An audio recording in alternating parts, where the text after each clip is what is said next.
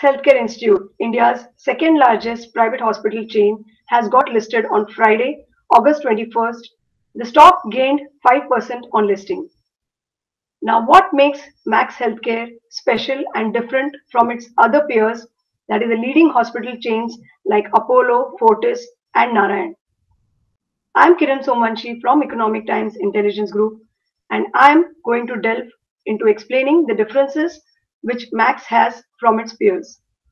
The first difference is difference in ownership. Now, the company is owned and promoted by a private equity firm, KKR in this case, and it is the first time a hospital chain is getting promoted and getting listed with a private equity player as a majority shareholder.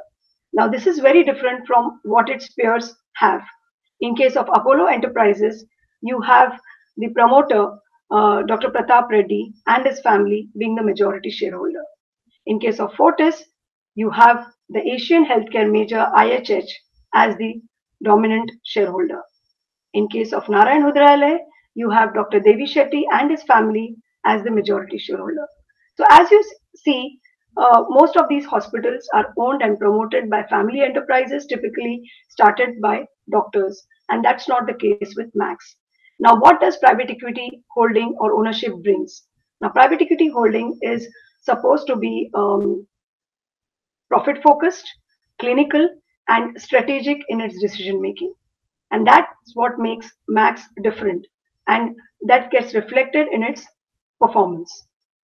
Now, another difference that we have is difference in governance structure. So ownership also gets influenced or directed in terms of how the company gets governed.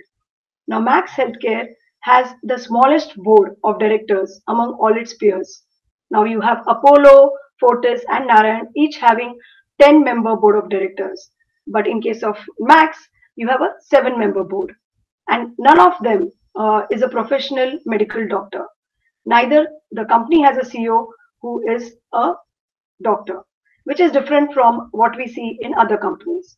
Now, in case of Apollo, you have a 10-member board, but a couple of them are doctors. The chairman, Dr. Pratap Reddy, is a reputed and known physician. Same is the case of Fortis Healthcare. The CEO is Dr. Ashutosh Raghuvanshi, and there are 2 other doctors on its board. In case of Narayan Hrudayalaya, Dr. Devi Shetty chairs the company's board along with 2 other doctors, including the CEO, who is a cardiac surgeon. So the point to be delved is, does it make a difference if a doctor is part of the board of directors of a hospital or is the chief executive officer? It does bring doctors in terms of medical profession. They do bring a patient-centric approach for the company. So presence of doctors on the board of hospital chains, while not guaranteeing the success of the hospital chains, at least keep the focus of patient centricity of the company. So that is something which is different between Max and its peers. Now, there is another big difference which Max and other peers have is difference in strategy. Now, Max has followed a very different approach of growing compared to its peers. Unlike its peers, Max has a very limited footprint in terms of its presence only in the largest and the richest cities in India, that is Delhi NCR and Mumbai.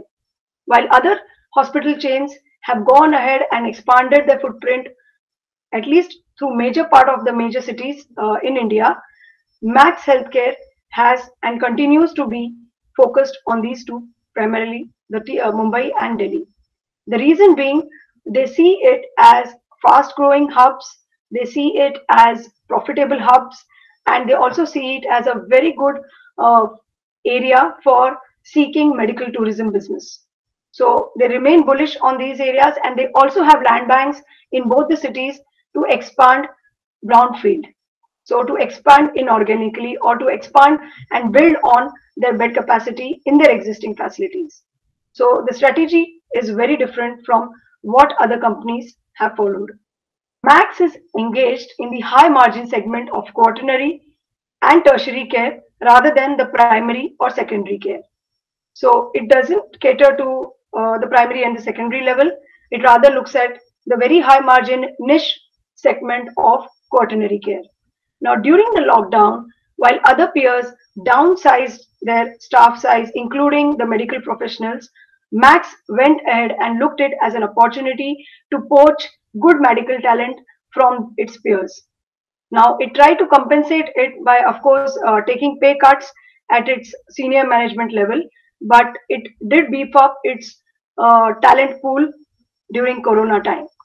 Now, another strategy difference which Max has is it has land bank to expand existing facilities, but it doesn't want to do it immediately. It has postponed it, or rather, it looks at a long-term thing of doing it in 5 to 6 years. It also is going to expand inorganically as the management believes that there is going to be a set of consolidation in the healthcare industry as the COVID ceases or as the COVID situation pans out. Because not many hospital companies are able to continue sustaining themselves with the current crisis. So they look at consolidating, and that's where Max looks it as an opportunity for expanding inorganically. So that is the difference in approach and strategy. The last difference, important difference, is of course ownership, governance, strategy has also reflected on operational performance of Max.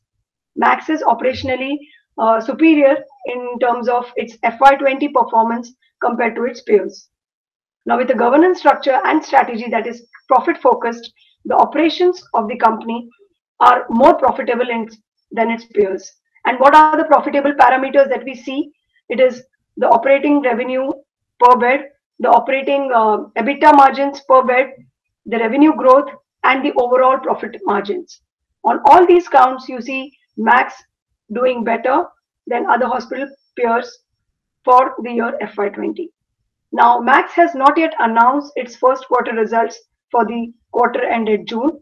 It is going to do so by the end of this month, and that should give a glimpse of what was the company's performance during the COVID impacted June quarter vis-a-vis its peers, because all other peers have shown deterioration of performance, have shown they're getting affected by the COVID situation. As Max Healthcare's first quarter numbers are announced, we will come to know how is this outperforming company going to perform or has performed vis-a-vis its peers, because all its peers have shown underperformance during the COVID impacted quarter. While the company's management has admitted that it has impacted, its operations have impacted because of COVID, the numbers will reflect the true picture. While the Max Healthcare model is great for investors, the moot question is how does it impact the overall private healthcare in India? For that matter, it is the first time a private equity floated model is being played out or is getting operated in the Indian healthcare. Will it make a difference about? Will it make a difference to the ecosystem of the private healthcare? Now that's a question we need to analyze more. The company, especially during the COVID time, has received flake on social media amid allegations of profiteering during the crisis or from the crisis. Such instances dent the patient confidence, the patient trust on the brand. Now, while the company has registered a smart turnaround of 1 year over the last 1 year, we have to see that whether it is able to retain and manage patient trust, especially after those recent allegations. While many hospital companies have received allegations of profiteering, Max Healthcare being an outperformer and being a company with a profit focus, we need to check and see whether how the patient trust continues to be there as the COVID crisis unveils itself. Okay, while the Max model is definitely helping hospital companies to regain their profitability, and it is a big point. The sector overall is afflicted with low return of capital, low return on capital. So it is important that such models prosper and make hospital business sustainable. However, it does have its flip side. And the flip side is that for Indian healthcare system, which is predominantly skewed towards better health infrastructure in cities and lack of affordability and accessibility, especially for the poor areas, it remains a concern. Such models actually can further increase the skewed aspect of Indian healthcare. So, for a country like India with a huge disease burden, poor population, the spread of such models may not be a good sign. Hospitals constitute around 70% of Indian healthcare, with an increasingly dominant role of the private sector. So when the reliance of private sector is so much in Indian healthcare, do we need more profit focused players, or do we need players like Narayan Hrudayalaya which are low cost and trying to make healthcare more inclusive?